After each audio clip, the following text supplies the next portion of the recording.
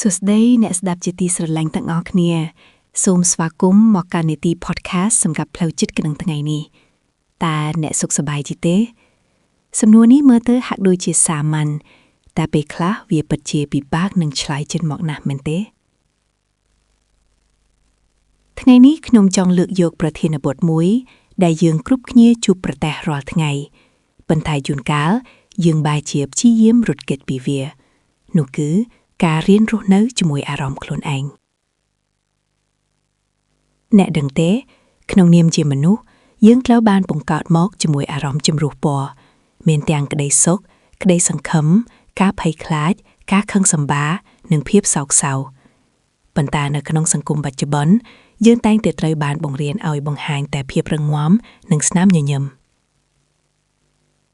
យើងត្រូវបានគេប្រាប់ថាកុំយំអីកុំខឹងអី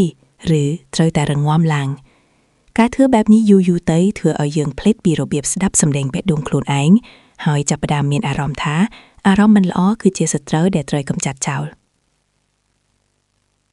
ប៉ុន្តែការពិតមិនមែនបែបនោះទេអារម្មណ៍មិនមែនជាសត្រូវរបស់យើងទេពួកវាគឺជាអ្នកនាំសារ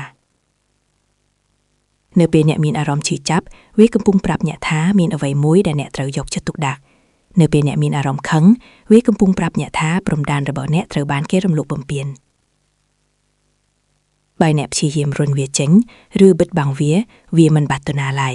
វានឹងរងចាំក្នុងជ្រុងងងឹតនៃចិត្តរបស់អ្នករហូតដល់ថ្ងៃណាមួយវានឹងផ្ទុះឡើងកាន់តែខ្លាំងចុះតើយើងត្រូវរៀនរស់នៅជាមួយវាដោយរបៀបណាជំហានដំបូងបំផុតគឺការទទួលស្គាល់នៅពេលអ្នកមានអារម្មណ៍មិនល្អសូមកុំទាន់អាលវិនិច្ឆ័យខ្លួនឯង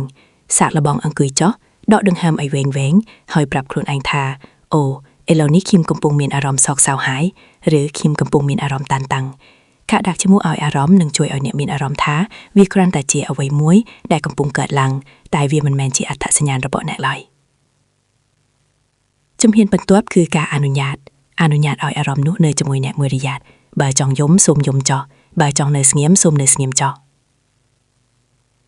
ជួបប្រព្រឹត្តចំពោះអារម្មណ៍ខ្លួនឯងដូចជាមិត្តស្រឡាញ់ម្នាក់ដែលកំពុងមានទុក្ខតើអ្នកនឹងដិនមិត្តម្នាក់នោះចេញពីផ្ទះទេប្រកាសជាអត់ទេ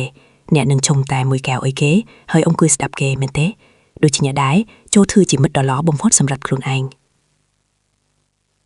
ការរៀនរស់នៅជាមួយអារម្មណ៍មិនមែនមានន័យថាយើងត្រូវលងលក់ក្នុងភាពសោកសៅរហូតនោះទេប៉ុន្តែវាគឺជាការបង្កើនលំហាក្នុងចិត្តដើម្បីឲ្យគ្រប់អារម្មណ៍អាចឆ្លងកាត់បានដោយសេរី